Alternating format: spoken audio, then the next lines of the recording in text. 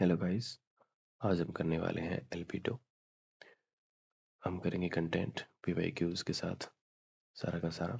Albedo से mostly question पूछा जाता है यूजीसी नेट जेआरएफ में।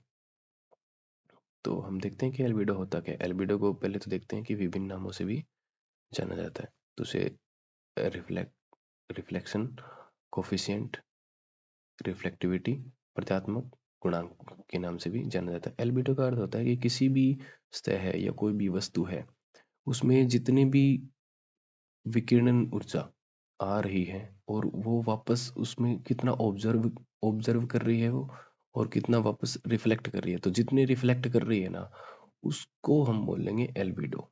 जितनी भी वह वापस भेज रही है, यानी कि कोई भी सतह है, कोई भी सतह होगी, कोई भी ऑब्जेक्ट है, कोई भी वस्तु होगी, उसमें बाई चांस हम मान लें कि 100% ऊर्जा है वहां से आ रही है, 100% एनर्जी आ रही है, 100% ऊर्जा आ रही है हमारी, उसमें से वो 70% ऑब्जर्व कर लेती है और 30% रिफ्लेक्ट वापस भेज देती है वो 30%। तो उसमें हम देखेंगे कि जो 30% है ना, वो एल्बिडो है, यानी कि जो वापस वो परावर्तन कर रही है, वापस वो भेज रही है, तो उसे हम बोलेंगे एल्बिडो। तो यह कैसे होता है कि सूर्य लंबवत है तो एल्बिडो कम से कम होगा, यानी कि सूर्य जो 90 डिग्री पे है, तो इक्वेटर पर है, हमारे सूर्य की किरणें इक्वेटर पर है, तो वहां इक्वेटर पर कम से कम एल्बिडो आपको देखने को मिलेगा। और जितने भी सूर्य की किरणें पृथ्वी पर कोण कम बनाती हैं, यानी कि वो बाई चांस हमारी पृथ्वी है, हम देखते हैं, और यहाँ पे कोई भी सूर्य की किरणें आ रही हैं और वो कोण अपना रिफ्लेक्ट कर रही है, यानी कि तिरछी आ रही है किरणें, तो उसमें क्या होगा, एल्बिडो सबसे ज्यादा होगा।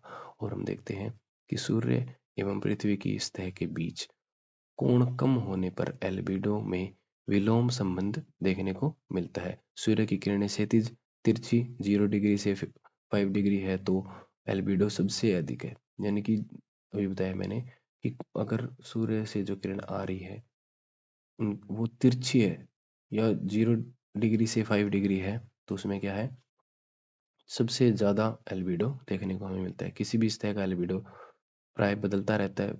सुबह से लेकर शाम तक क्या होगा, बदलता रहेगा, हर मौसम में बदलता रहेगा। ये नहीं है कि भाई, क्योंकि हर मौसम में क्या होगा, हर मौसम में या सुबह से लेकर शाम तक ड्यू टू हमारी पृथ्वी रोटेट होती है, तो एंगल क्या है, चेंज होता रहता है। तो एंगल चेंज होता रहेगा तो क्या है, उसका एल्बिडो भी तेज होता रहेगा। अब देखते हैं हम कि एनसीईआरटी और सुरेंद्र सिंह के अकॉर्डिंग ये चीजें हमें बताई गई कि ताजा हिम की सबसे ज्यादा एल्बिडो होता है 80 से 90%। ये हमें याद करने होंगे क्योंकि इससे डायरेक्ट क्वेश्चन हमें यूजीसी नेट में पूछा जाता है। तो हमें याद करना कि ताजा हिम का सबसे ज्यादा होता है 80 से 90%, और बादलों का होता है 70 से 80%, स्थायी हिम का 50 से 60%, मरुस्थल का 25 से 30%, हल्के बादल 25 से 50%, रेत का 20 से 30%, घास का 15 से 35%, शुष्क भूसतह का 15 से 25%, अनाज की फसलें, जितनी भी अनाज की फसलें 30 से 25%, काली मिट्टी 8 से 14%, आर्द्र भूमि, आर्द्रता वाली भूमि का क्या है 10%, वन से, वन का जो है वो क्या है 5 से 10%, जल का 3.5%। जल का सबसे कम होता है, ये बात हमें क्या है याद रखनी है। एनटीए बार बार मतलब असेंडिंग डिसेंडिंग ऑर्डर में ही पूछता है और डायरेक्ट क्वेश्चन भी कर लेता है। पृथ्वी का है 35%। वैसे तो सविंदर सिंह ने बताया है कि 24 से 34% बताया है, लेकिन क्या है कि क्वेश्चन आया था एक बार एनटी में, तो उसमें ऑप्शन में ये चीजें नहीं थी, 34% नहीं था, तो 35 दे रखा था, तो उसके अकॉर्डिंग मैंने लिखा हुआ है यहाँ पे 35%। उसके बाद में हम कुछ क्वेश्चन देखते हैं। अब देखो, सौर विकिरण का निम्नलिखित में से कितना प्रतिशत वापस परावर्तन होता है और अंतरिक्ष में बिखर जाता है, यानी कि अंतरिक्ष का हमें पूछा गया। अंतरिक्ष का 30% होता है। इसी ऑप्शन हमारा क्या हो जाएगा, ठीक हो जाएगा इसमें।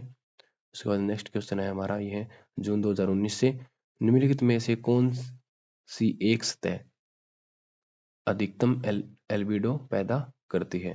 तो सबसे ज्यादा कौन करती है? हिम, ताजा हिम जो होती है वो करती है सबसे ज्यादा। तो संबल हिम ने क्वेश्चन ए, आंसर ए हमारा ठीक हो जाएगा। थर्ड क्वेश्चन हमारा, निम्नलिखित में से ऊष्मा बजट के संदर्भ में कथनों की पहचान कीजिए। ठीक, पृथ्वी वायुमंडल तंत्र के एल्बिडो में बादल एक प्रमुख भूमिका निभाते हैं, ये बिल्कुल बात ठीक है हमारी, तो ये हमारा ठीक हो जाएगा।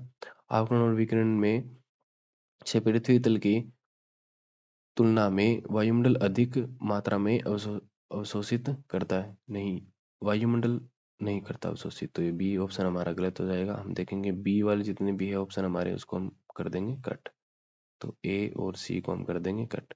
तीसरा हमारा 30 डिग्री उत्तर से 8 वृत्त तक की अक्षांशीय पेटी में आवकन और विकिरण निर्गामी पार्थिक विकिरण से ज्यादा होती है, ये बात ठीक है, क्योंकि वहां पे क्या है कि तिरछी हमें किरणें देखने को मिलेगी सूर्य की। ठीक है, अक्षांशीय उष्मा स्थानांतरण में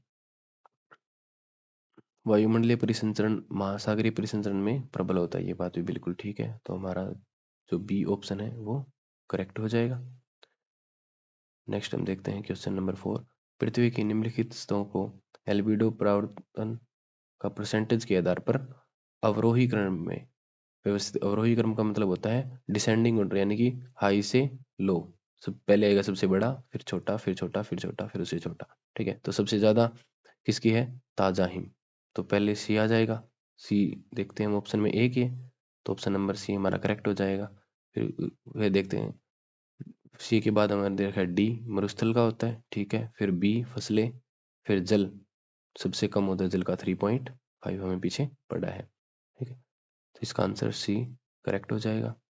नेक्स्ट क्वेश्चन हमारा, पृथ्वी के उष्मा बजट के कुल आवकन विकिरण में से कितने प्रतिशत वापस अंतरिक्ष में परावर्तित हो जाए, यानी कि पृथ्वी में पूछा गया है, तो यह जाएगा हमारा 30%। ओके, थैंक यू, आज के लिए इतना ही, बाय बाय।